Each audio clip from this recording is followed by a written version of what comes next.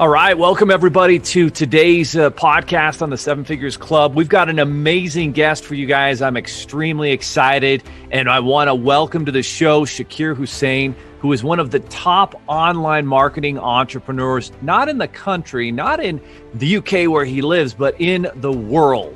He's known as the global online backpacker. He's the founder and CEO of wealthacademy.com and funnels.com. Can you believe that? Funnels.com. That's a very valuable site. His nickname is the Backpack Millionaire. He's invested over $350,000 into his own education and training since 2009. Over 500,000. I think it's pretty close to 1 million subscribers and members have joined his Online Profits Daily newsletter. He and his team have hosted over 150 live events all over the world. He's been featured everywhere from Forbes, Digital Trendsetter, Home Business Connection, and so many different websites. He also is running an 8-figures business, soon to be 9 figures. I believe it's 3 8-figure businesses before the age of 30 using high-ticket sales, offers, and sales funnels. Guys, I'm excited. Welcome to the show, Shaqir. There are over 32 million businesses in the US, and over 90% of them will never break 7 figures in annual sales. So how do we as entrepreneurs or aspiring entrepreneurs break into that 7 figures club? This podcast will relentlessly share the secrets, strategies, and tactics I've used to create 3 multi-7 figures businesses and bring in even more successful entrepreneurs than me to share their inspirational stories and tactics to success. You can create your dream business and life right now. So buckle up and let's go. Hey, I'm excited. Thank you so much for having me. I'm super pumped to be here. Perfect. Well, real quick, tell us a little bit about your background. When you were growing up as a kid and going to school and high school, what was Shaqir like, and what were kind of your dreams, and is this what you kind of envisioned happening when you were a kid? What were your beginnings like? I don't think this was actually my dream. Was to become a plumber and an electrician, and I thought if I had those 2 skills, which most people didn't have, I could probably make 50 to 100 grand a year. But, growing up, I guess I was the typical kid, or maybe not. I was very, I found it very hard to focus during school and college and even in university. And I would always find myself, even when I was at the age of like 15 years old, find myself learning about eBay and selling stuff on eBay. And that was actually one of my first ever, business hustles. I remember staying up until like 3 a.m., learning about eBay, signing up for PayPal, hitting that confirm button that said, yes, I am 18 years old, and wondering and worrying, is anyone going to ever find out? I'm not 18, but I need to make money. And that was the start of my entrepreneurial journey, so over the last 15, 16 years, it's been an absolute, it's literally been the best journey of my life for myself anyway. And through that, it's given me so many challenges that it's forced me and developed me into being a better character, a better human being. And I've spent hundreds of thousands of dollars in personal development, hanged out with Tony Robbins and all of these guys from Richard Branson, billionaires and whatnot. And what I find is that entrepreneurship is one of those personal development superchargers. It's just like when you get married. I've heard people say when they have kids, it's like, no amount of how to have more patience books will sort you out when you have kids. Now, I don't have kids yet, but I'm like, I get it. Like, I have to develop myself consistently. And so, that's kind of the big thing that I've seen is I'm chasing a better version of myself all the time. You know what? That is so well said. And as a father of 5 kids, I can tell you that there's a lot of personal development that goes on and a lot of patience as you go down that road. And you talked about marriage. So what are some of the values and principles that you believe have helped you be so successful and be such a great leader to those who are trying to build online businesses? I know you've got thousands of students, maybe tens of thousands, who have been able to build their dream life because they learned from you. What are some of the values and principles that you kind of teach them that you think has made them successful, like you have been? I appreciate that. So firstly, from a personal perspective, I'm a Muslim, so I pray 5 times a day. I follow Islam. I'm like religious in terms of like, praying 5 times a day, trying to be a better Muslim every day. And because for me, at the end of the day, this world is just a little path. It's just a little journey to get to the next journey. So I remind myself, this is not my world. Like I'm not just working for this world. I'm working for my afterlife. And so that's from a personal perspective. So everything that I do, I make sure, hey, how can I be ethical? How can I be kind? How can I, give the person a fair deal or even a greater deal where I'm getting the short end of the stick and I'm leaving the customer and the client way better off, delivering 10, 100, 1,000 times the value that whatever they pay for. So those are some of my personal perspectives and my personal values in terms of, business values and business principles. Some of the things that I've developed. I'll give you a handful, and I can actually talk about this because we do entire seminars on these topics, right? So one of them is frictionless thinking. Right now, let me share this with you because frictionless thinking is all about, when you are trying to do an activity, a task, a project, sometimes you're pulled in 10 different directions. And what happens is, a lot of the times you have all sorts of internal friction, and some of this internal friction could be as simple as you spend way too much time deciding what to eat or what to wear. And so for me, and over the last 10 years, I've developed this habit of I just wear black V-neck t-shirts. Sometimes they're just plain black V-neck t-shirts. Sometimes they're Hugo Boss.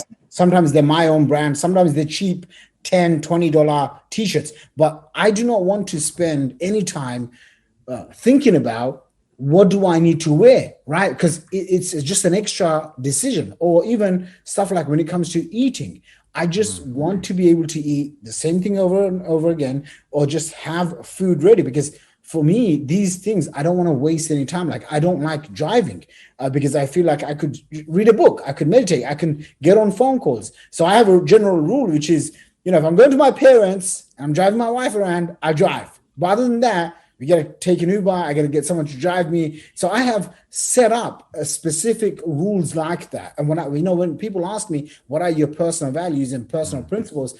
I think everyone needs to develop their own, right? So for me, I believe in you got to forgive real fast.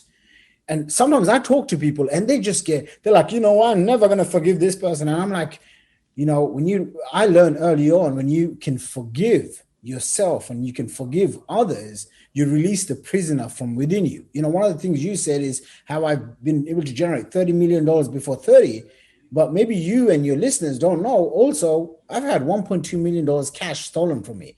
I've invested in things where, it went to zero. It didn't just crash and burn, it went to zero. I had staff members and employees steal from me, people that literally lived in my house that I took care of. When I bought them a new laptop because they couldn't have a laptop and I wanted to save their face, they ended up stealing from me. So it's like these experiences, I can have bitter taste, or I could just forgive and move on and just let go. And it's not just on other people, even for myself. So I don't let those things kind of hold me back. And if I do, I have that little awareness where I can say, hey, you need to snap yourself out.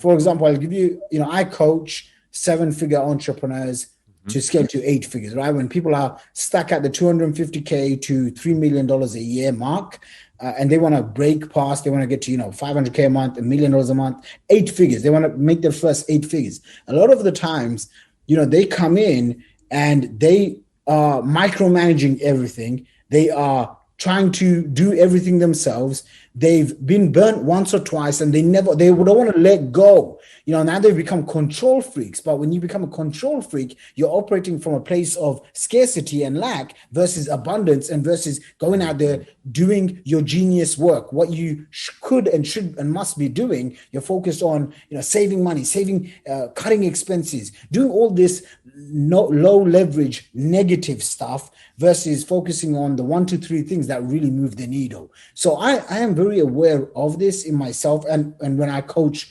high-end clients, right? Clients come in, they pay me a bunch of money, I coach them, or even when I help them with their funnels, I realize, hey, you know what?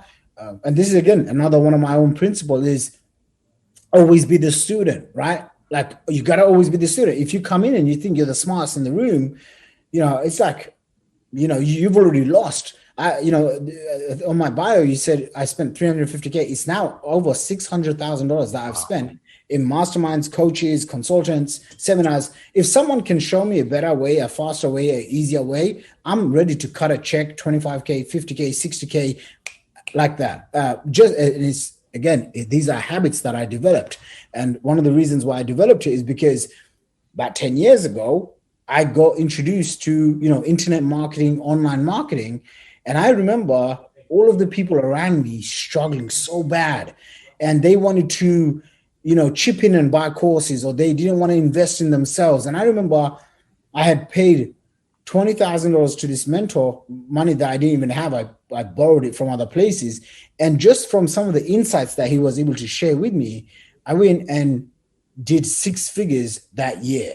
And then I did multiple 6 figures. And in my third year of online marketing, I did $1.2 million in a year. It changed my life forever because I was a kid growing up from East London. I mean, 100 grand a year was a lot of money to me, right? Wow, I mean, $10 million now doesn't seem like a lot even today. I mean, it's a nice chunk, but back then, if someone said you can make 100 grand a year, I'd be like, man, that's rich. So I come from, a real different background to all of this. And I guess, that would be a principle. Another principle is that everything that I do, I aim to do with speed and urgency. I think way too many times, and I'm not pointing anyone out here, I'm just saying in general, okay, we are spoiled, right? We are spoiled. My dad used to say to me, son, anyone can come to this country. He's from, my parents are from Bangladesh. And when he came from Bangladesh, he came to this country with absolutely nothing. As an immigrant, used to get bullied in school, used to get beaten up, and all of that. And he worked himself up and he became somewhat successful. And he'd always tell me, from a young age, son, like, you live in this country, that in itself is the success. You get it?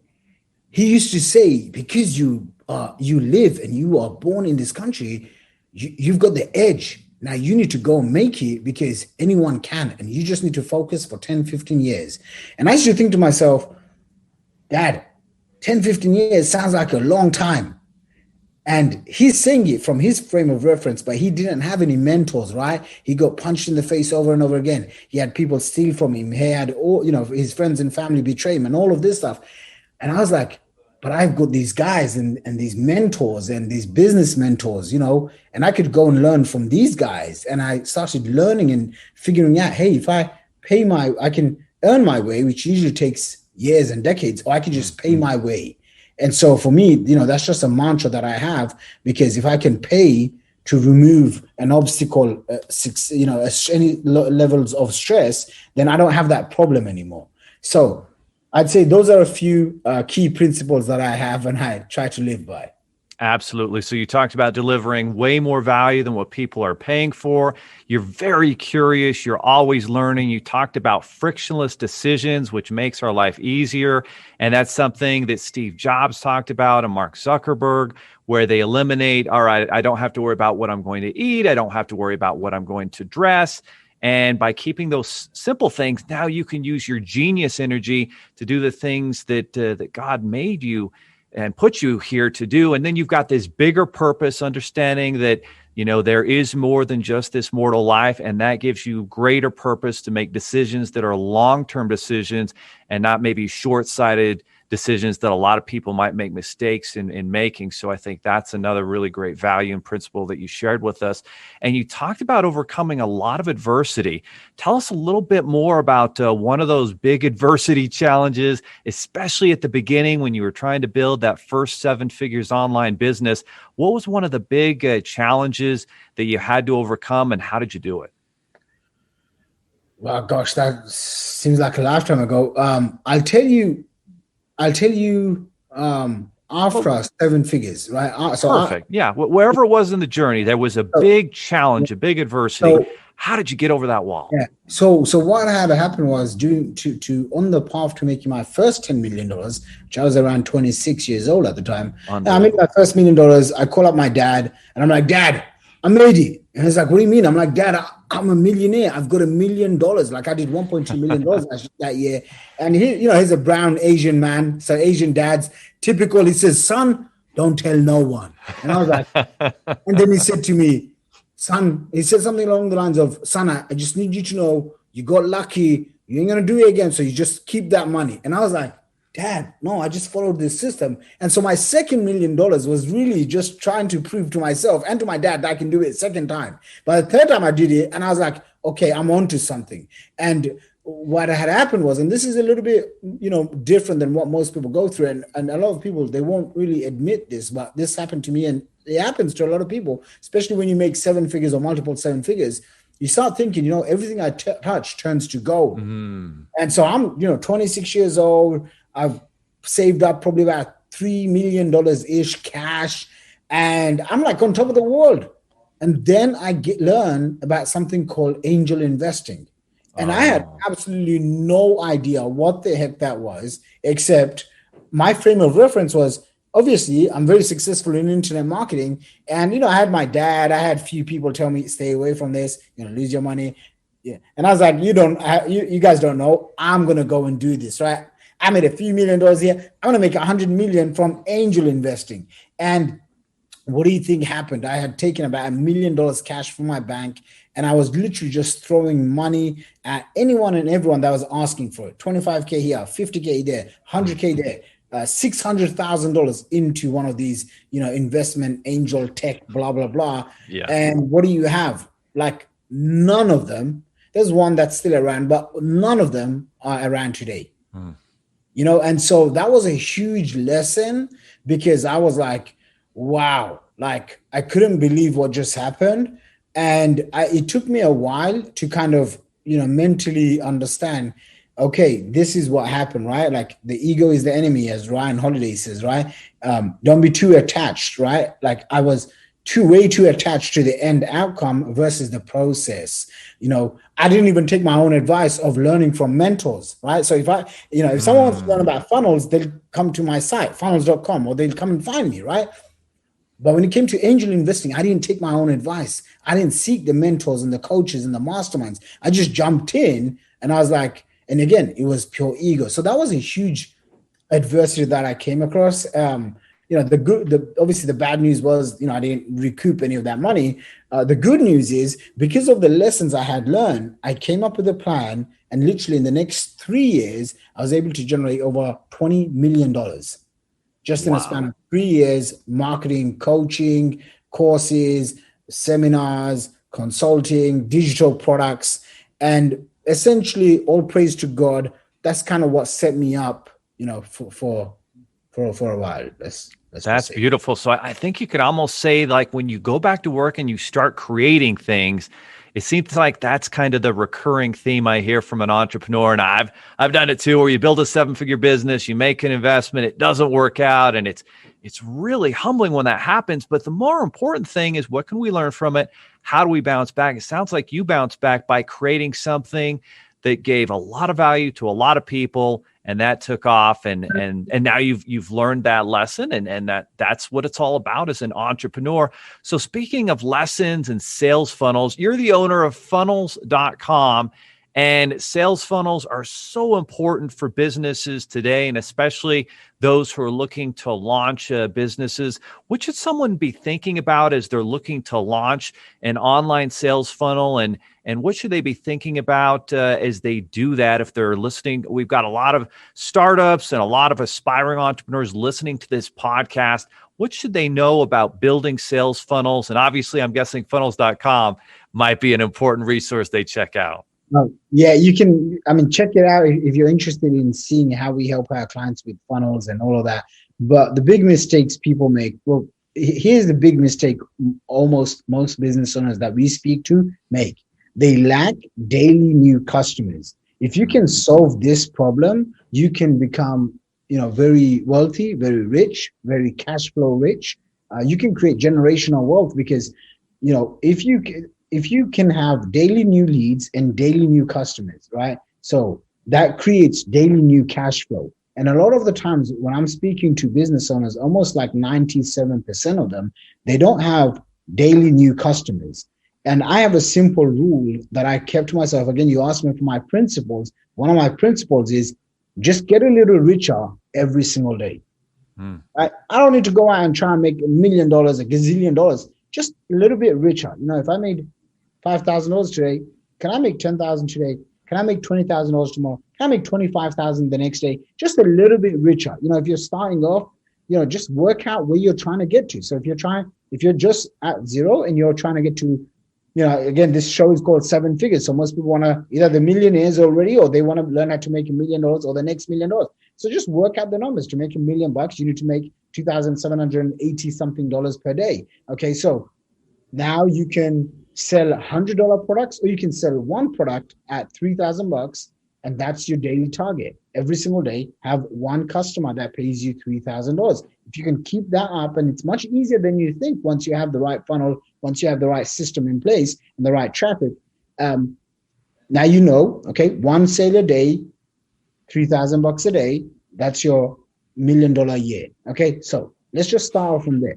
Who and where and how and what do you actually need to do? First of all, you need to get clarity on who you can serve. What is a problem that you can serve in the marketplace and that you're uniquely qualified to do? That you have a strength, you have a genius zone about you.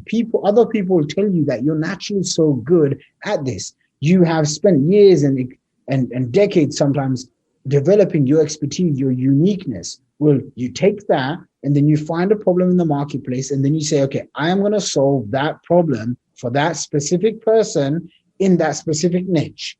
And you want to get clear on your ideal dream client. Okay, who's that client that needs your service? And what we want to do is we want to figure out who that client is and be very specific. For me, my dream client is someone who's actually in their 50s, and they have spent 10, 20, sometimes even 30 years in business, and they have multiple 6-figure or 7-figure business / net worth. They have cash savings, because my programs aren't cheap, and I want to sell a high ticket, $20,000 or a $40,000 sales funnel. And so if I'm going to attract that, most 20-year-olds won't have that. Now, I do have a bunch of 20-year-olds and 30-year-olds in my business and whatnot, but the average client that comes in, they're usually in their 40s or 50s, and they've got some business experience. They have the cash ready to invest. They want a fast track. So I understand what the pain, problem, frustration, desires, what keeps them awake at night. I understand all these things, and I'm going to a niche. So, you can choose whatever niche you want to sell. And what I find is that the more specific that you can go, in the beginning anyway, the better it is, because you're not trying to talk to everyone. So for example, when people usually come to funnels.com and they check out, what we have, I give away a free book, a free case study, a video training, and a free discovery call. Those 3 things, because I want to build a great relationship with anyone that comes to funnels.com. When someone comes through that, it's not necessarily they're coming in and they're saying, oh, what is a funnel? They have most likely been educated in the marketplace, right? So that's another thing. When you are trying to tap into a niche, ask yourself, who's already done a lot of the heavy lifting in that niche, in that to your dream customers, who's already out there. It's like if you were saying something around personal development, well, Tony Robbins has been educating the marketplace for the last 40 years. Go and target his prospects. And we, again, this is kind of a deeper thing, but we teach our clients how to do that with Facebook and with YouTube and Instagram. And I have an agency that does all the traffic for them. So that's like a key thing that you want to identify is who's the person that you want to serve? What is the product? What's the offer that you can serve to them? And another big mistake people make is that they don't have the pricing right. And I have a saying, which is pricing equals power. Because if you can have pricing, then you can have profitability, you can be prosperous, and ultimately you have power in the market, you have power on yourself, you have power, over these platforms. Because the harsh reality in today's day and age is that everyone's trying to do what you're doing. Everyone, especially with this pandemic, people are now like, hey, I got to work from home. It's something I've been preaching and teaching and coaching for the last 10 plus years. Work from home, have a side income, start a side hustle, develop scalable high income skills, right? But now the pandemic is forced everyone. So now what's happened is everyone knows, okay, I need something online. I need something on the side for my job. Or even if they had a business, they're like, I want an online business right now. So the competition is fierce. If the competition is fierce, how do you stand out? You stand out by having a funnel, by having an offer, and the offer needs to have the right pricing. So we coach our clients from an emotional perspective, from the product perspective, to start the pricing at $3,000, $5,000, or $15,000 bare minimum. Why? Because with all this competition coming along, what's really happening is the platforms, Facebook, Instagram, LinkedIn, YouTube, blah, blah, blah, they're increasing their pricing for you to advertise. So you need to be in what we call the high ticket business model, right?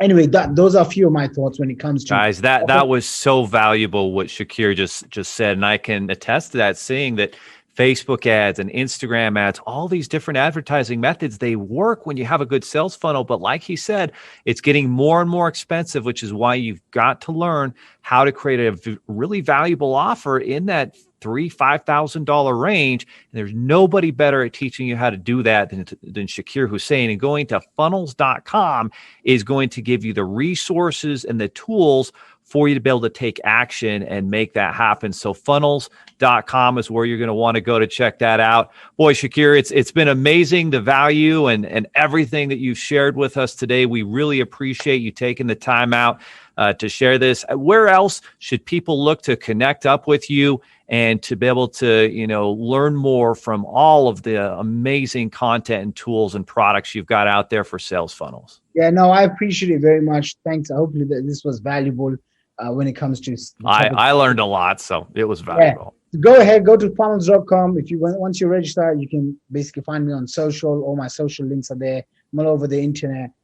Just hit me up. I'm easy to reach out on Facebook as well. Facebook, if you type in my name, Shaqir Hussyin, you'll find me. Otherwise, the best place is always funnels.com. And join the newsletter with over 1 million subscribers strong. And wow. I appreciate it very much. It's been a good 30 minutes here. So thank you very much for having me. I appreciate it. All right. Thanks so much, Shaqir. Are you looking for more seven-figure secrets, content, or even how you can launch your own recession-proof business? Then check out sevenfigures.com. That's the digit 7, FIGURES.com, where we share more videos, stories, strategies, funding solutions, entrepreneurial education, and even the secret business type that's recession-proof. Thank you for listening, and if you're finding value in our podcast, please give us a 5-star and invite others to join the club.